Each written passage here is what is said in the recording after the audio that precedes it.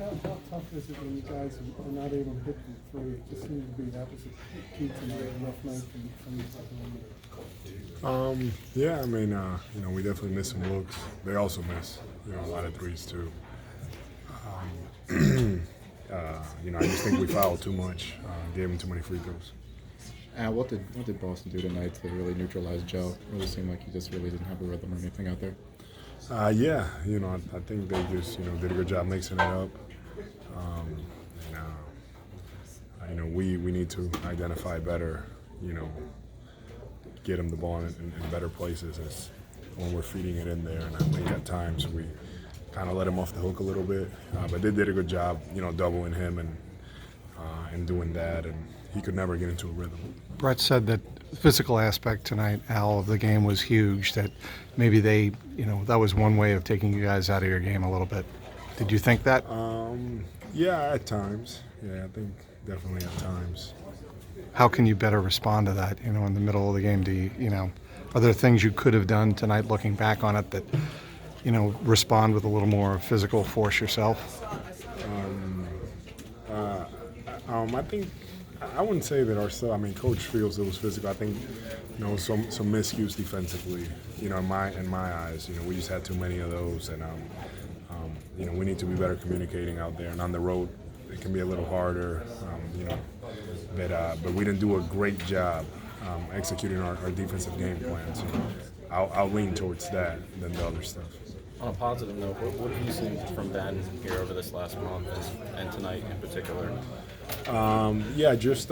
Really coming into his own, being very aggressive, getting to the basket at will with more confidence.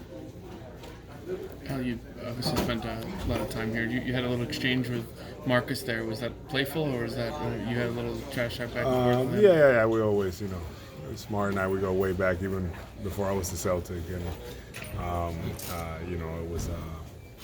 It's always good to catch up with him. He shot the ball great tonight. Made some really, really tough shots, and you live with those.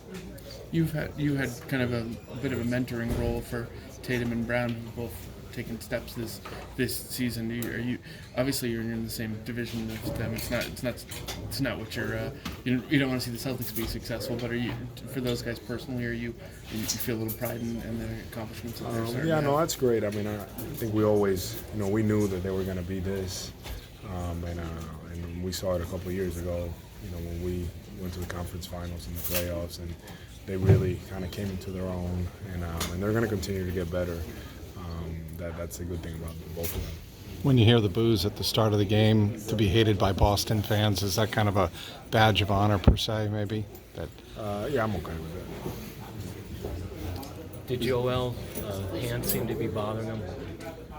I'm not sure. I'm going to have to ask him when he comes out. Did you go back to some places that you liked while you were here? Or is it I was so tired. I just stayed in the room and got as much rest as I could, and yeah. Your sister took care of the restaurant visiting?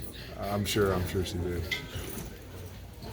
I know there's still 30 games to go, but at what point do you start to look at standings in terms of where you guys sit? Oh no, I've been looking at it. And that kind of stuff. Yeah, no, I've been looking at it for sure. We've already been looking at it.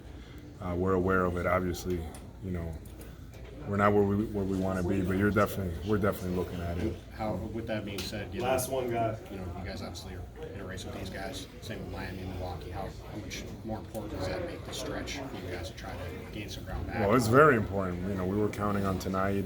Weren't able to get it done. Now we have a very difficult one going into Miami,